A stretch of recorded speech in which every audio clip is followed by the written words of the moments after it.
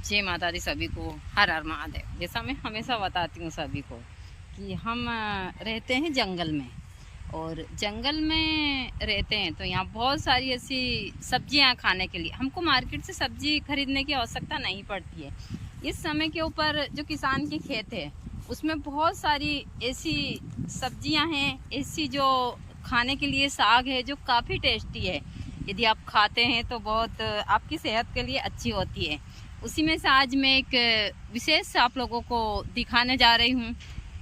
यहाँ है मेरे पास में जो सब्जी जिसको मैं तोड़ रही हूँ अभी, यह खाने में बहुत टेस्टी है और आपकी पथरी के लिए रामबाण का काम करती है।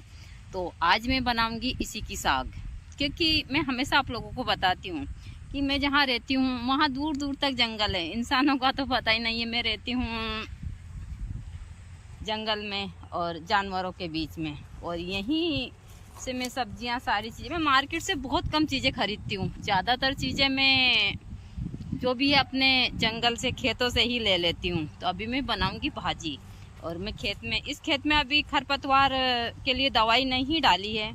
तो यहाँ एकदम अच्छी ताज़ा और एकदम प्राकृतिक सब्जी है जो मैं आज बनाऊंगी।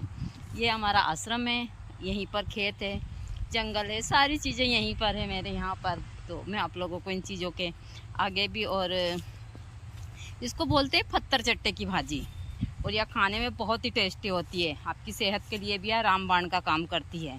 तो आज मैं इसी की सब्जी बनाऊंगी। माँ, आप क्या कर रहे हो? मैं तोड़ रही हूँ भाजी बनाने के लिए। आज हम बनाएंगे पत्थर चट्टे की भाजी, और पत्थर चट्टे की भाजी सेहत के लिए रामबाण का काम करती है। ये किस किस चीज़ में काम आती है? पत्थर चट्टे की भाजी जिनको पथरी की बीमारी होती है उनके लिए यहाँ रामबाण का काम करती है। यदि किसी को भी पथरी की बीमारी हो, 15 से 20 दिन खा लेते हैं तो यहाँ पथरी को स्वतः ही गलाकर और बाथरूम की वाटें निकाल देती है। तो यहाँ है पत्थर चट्टे की भाजी, खाने में बहुत ही टेस्टी है, गुरु जी को बहुत पसंद थी। मैं भी इसको हमेशा बनाती हूँ। अभी खेतों में जब तक दवाई नहीं छिड़काव की है खरपतवार की, तब तक यहाँ भाजी में बना लेती हूँ 3-4 बार में। तो यहाँ पत्थर चट्टे की भाजी है, और भी मैं आगे जानकारियाँ देती रहूँगी। जैसा मैं आप लोगों को हमेशा बताती रहती हूँ कि मैं जड़ी बूटी की जानकारी देती हूँ, और ऐसी बहुत सारी जड़ी बूटियाँ हैं जो आप घर बैठे अपनी बहुत सारी बीमारियों को ठीक कर सकते हैं। यह जो मेरे पास आप देख रहे हैं, इसको गांव की भाषा में डोंगली बोलते हैं, लेकिन आपको पता है यह क्या जड़ी बूटी है? इसका नाम है नागरमोथा। नागरमोथा आपकी बहुत सारी बीमारियों में रामबाण का काम करती है। यही है नागरमोथा। नागरमोथा अभी मैं आप लोगों को दिखाती हूँ। नागरमोथे की गांठ होती है, और नागरमोथा की गांठ आपके सर दर्द, हाथ पैर दर्द, जो भी शरीर में कहीं भी दर्द हो उसके लिए रामबाण का काम करती है। तो यहाँ मेरे पास में है नागरमोथा, और यही है नागरमोथे की गांठ। नागरमोथे की गांठ जैसे ताजी होती है तो शीश जैसी लगती है खाने में। गांव की भाषा में इसको डोंगली बोलते हैं। तो यही है नागरमोथा। आप प्रतिदिन एक गांठ खाकर अपनी बहुत सारी बीमारियों को ठीक कर सकते हैं। हमारे यहाँ तो खरपतवार के रूप में निकलती है नागरमोथा, लेकिन जो जानता है वही इनका प्रयोग करता है। तो आगे भी मैं आप लोगों को बहुत सारी जड़ी बूटियों की जानकारी देती रहूँगी। तो इसी को बोलते हैं नागरमोथा। मुझे इसको निकालना है अभी बहुत सारा। तो यही है नागरमोथा, और यहाँ नागरमोथे की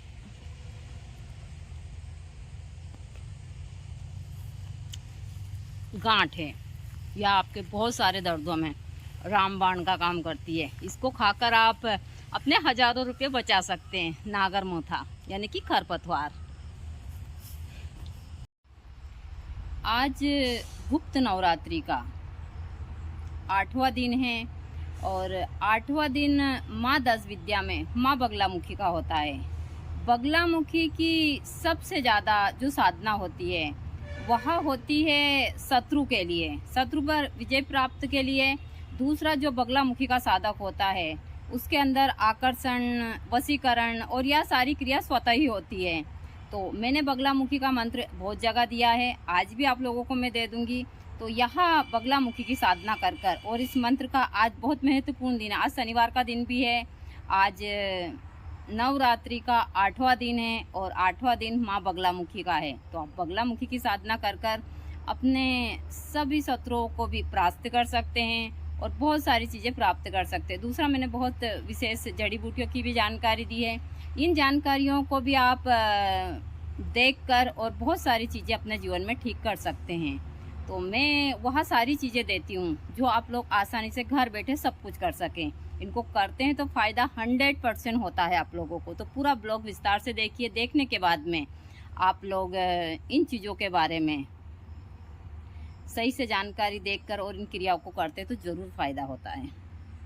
ओम ह्रीं बगलामुखी मम गुप्त शत्रुनां वाचं मुखं पदं स्तंभय जीवां किलै किलै बुद्धि विनाशै ह्रीं ओम फट् स्वाहा। ओम ह्रीं बगलामुखी सर्व मम गुप्त शत्रुनां वाचं मुखं पदं स्तंभय जीवां किलै किलै बुद्धि विनाशै ह्रीं ओम फट् स्वाहा।